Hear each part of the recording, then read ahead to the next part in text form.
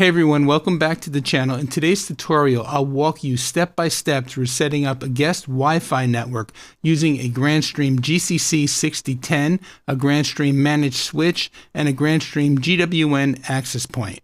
By the end of this video, you'll have a fully isolated guest network with its own VLAN, firewall rules, and guest SSID, perfect for keeping your home trusted network secure. Let's get started. Okay, sorry for the mess, but this is a working lab situation. The GCC I'm using for the video is right here on top of the edge router. I have the managed switch right here, and then the GWN access point on top. I have port 1 of the switch uplinking to the GCC, and port 2 on the switch is connected to the GWN access point. Okay, so I'm signed into my GCC6010 and I'm on the overview page. I just want to say that this video is based on the fact that you already have your trusted network and Wi-Fi set up, and now we're just going to be adding the guest Wi-Fi network. So that said, we're going to come over to the network tab. We're going to click on network settings in the left menu, and we're going to select LAN. I do have my trusted network already configured, and again, if you don't have this part done, then I'll put a link up to my home networking series that I did on the GCC devices. It's got a complete, I think, 6 or 7 video, it's a 6 or 7 video series on completing a fully integrated, secure home network from start to finish. I'll put a link again to that series or that playlist up above. But for this video, we're going to go ahead and we're going to add the guest VLAN. So we're going to come over here and click on the add button. We're going to give it a VLAN ID of 20. You could pick 10, you could pick 30, you could pick actually whatever you want. You could pick 2, 3, 4, whatever number works for you. I'm going to go with VLAN 20. And then I'm going to give it a name, and I'm just going to call it guest network. We're not going to enable the captive portal at this point. We're going to leave the forwarding destination group set to all, which is fine. We're going to come down to where it says IPv4 settings. We're going to enable that, and I'm going to give this VLAN the IP address of 192.168.20.1. And then for the subnet mask, which is also a required field, we're going to give it the subnet mask of 255.255.255.0. And then we're going to enable the DHCP service so that the GCC can hand out IP addresses on the guest network. So the gateway address is going to be 192.168.20.1.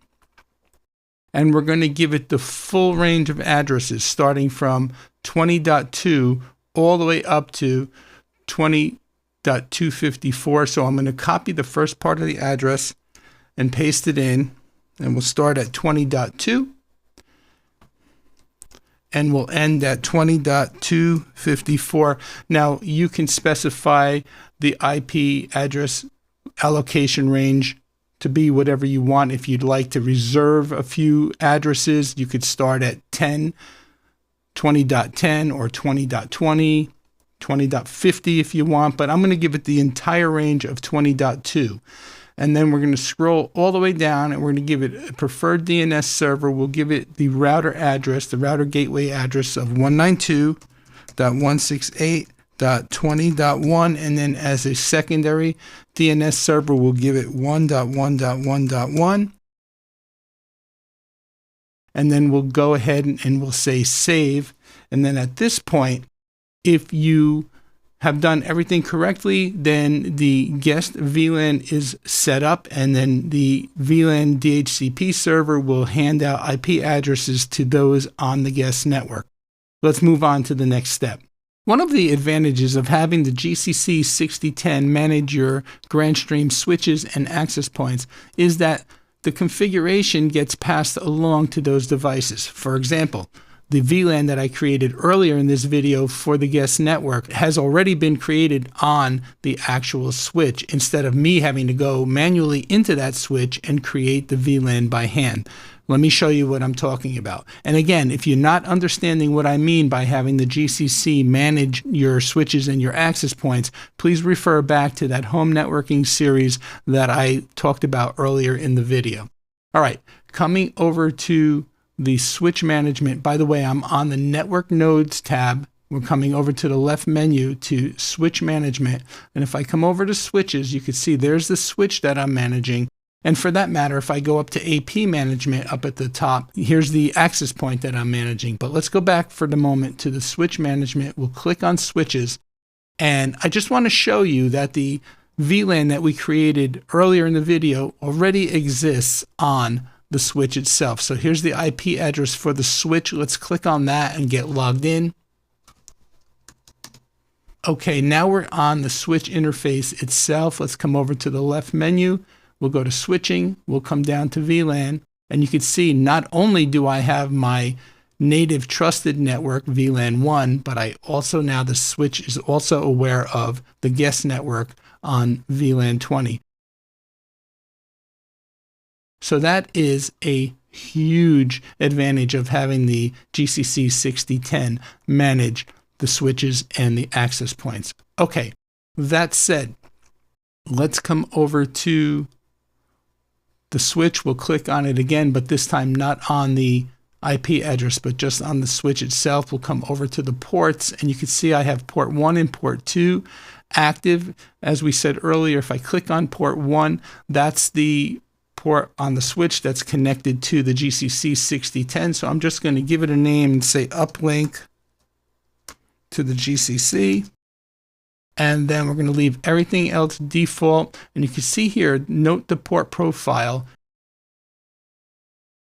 It says all VLANs. So basically what this is saying is it's going to pass the traffic for the trusted network as well as the traffic for any VLANs that are created. In this case, for this video, it's only going to pass the traffic on this port for VLAN 1 and VLAN 20, VLAN 20 being the guest network. So let's go ahead and say save. And then port 2, if we click on that, you can see it has the little lightning bolt, which tells you that it's providing PoE to the access point. So we're going to just give it a name and call it GWN AP. And again, everything else could stay the same. And the port profile, again, is all VLANs, meaning it's passing the trusted network traffic and any tagged traffic for the VLANs, and in this case VLAN 20, and that's going to come in extremely important in the next step when we create the guest SSID or the guest Wi-Fi. So let's go ahead and we'll click on save, and now we have our ports identified. And now if we come back over to the left menu and we come up to Wi-Fi management and we come to SSIDs, we can go ahead now and we can create the guest Wi-Fi network or the guest SSID. So you can see the trusted Wi-Fi already exists. So let's go ahead now. We want to click the add button and we're going to give it a name. First, we're going to turn it on. We're going to enable the Wi-Fi. Then we're going to give it a name and we'll call it guest Wi-Fi. And here where it says associated VLAN, we're going to enable this, and then we're going to link this guest Wi-Fi or this SSID to VLAN 20, which is the guest network. And we'll only allow it the 2.4 gig band. So by linking it or associating the VLAN to this SSID, it's basically saying you take your mobile device, whether it be a phone, a tablet, or a laptop, and you connect and sign on to the guest Wi-Fi network, you're going to be issued an IP address that is in that guest network range. Okay, so that's what the association does here. We're going to come down and I'm going to give it a very simple password, easy for me to remember for this demonstration, but make sure your password is nice and strong.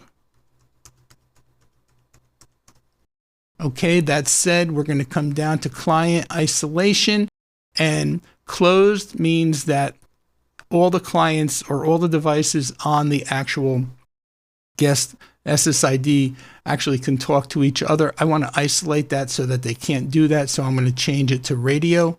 Now we have a couple of other options there, but I like to pick radio for my guest networks. And then we're going to come down to device management, and we can see that the GWN 7665 is the access point, and it's the only access point. So it's selected, meaning that that device, that access point, will broadcast not only the trusted network, but this guest network as well. Okay, so now we have both our trusted Wi-Fi and our guest Wi-Fi created. So the next thing we should do is a couple of tests with maybe my iPhone and see where we're at this point. Okay, so you're looking at my iPhone on the screen, and you can see I'm already connected. The check mark is by the guest network. If you scroll down a little bit, you could see under my networks, you could see the trusted Wi-Fi is there as well.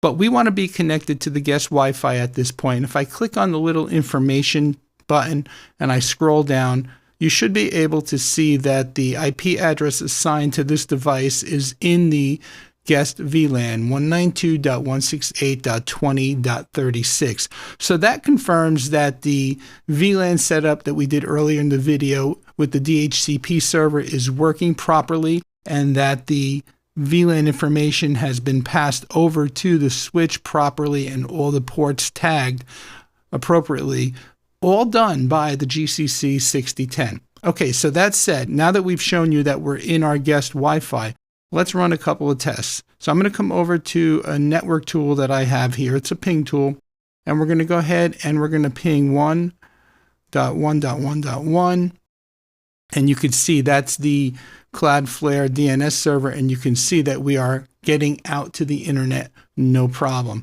If I showed you a web page, I can go out to Google, and you can see that we have no issues with surfing the web. Let's go back now to the ping tool. And this time, instead of pinging out to the internet, we're going to ping the GCC, and we will get a response because at this point, we haven't added any of the firewall rules or rule to segregate the guest Wi-Fi from the trusted network. So there's the address of the GCC6010 192.168.80.1, and you'll see here we are getting a response, and we don't want this. So we need to create the firewall rule to block the guest network from accessing the trusted network. Okay, we're back on the GCC6010. This time I'm in the firewall node, which is up here. It's the shield. We're going to come over to the left menu. We're going to click on firewall policy and then on traffic rules. Here you can see of all the list of inbound rules. We're going to come over to the right side here, and where it says all source groups, we're going to click the drop down and we're going to select the guest network VLAN. As you can see, there are no firewall rules here, which is why we were able to successfully ping the GCC in the earlier demonstration. So we want to prevent that. So let's go ahead and click on the add button, and we're going to give it a name, and I'm just going to say block guest network. Want to make sure it's enabled. IP family, any, that's fine. The protocol type, we're going to click the drop down and we're going to say all. And then for the source group, this is where we want to select the guest network, because this is the network or the VLAN that we want to prevent from accessing our trusted network. This is going to be a very simple rule. We're going to come down to the destination address. We're going to select IP subnet, and we're going to put in the subnet address and subnet mask of the trusted network, which is 192.168.80.0/24, and the 24 is the equivalent of the 255.255.255.0 subnet that we set up back when we created the VLAN 20 network. Okay, so at this point, we're going to come over to action and we're going to say drop, and then we're going to go ahead and we're going to click on save. Now, there are probably more ways of doing this, especially if you had multiple VLANs, but for the purpose of this demonstration, this rule should be sufficient to segregate our guest network from our trusted network and still allow the guests to access the internet freely. Okay, so we're back on the iPhone. We're going to do the same test that we did before. Again, you can see I still have the check mark signed on to the guest Wi-Fi. We have the IP address still of 192.168.20.36, so we are good to go there. Let's bring up that ping tool that we used before. The first thing we'll do is we'll ping out to the internet. And you can see we're getting a response from the Cloudflare server. And again, if we bring up a web browser, and this time we'll go to Bing, you can see we have no problem surfing the internet from the guest network. However, let's go back to the ping tool, and this time we're going to ping the router again.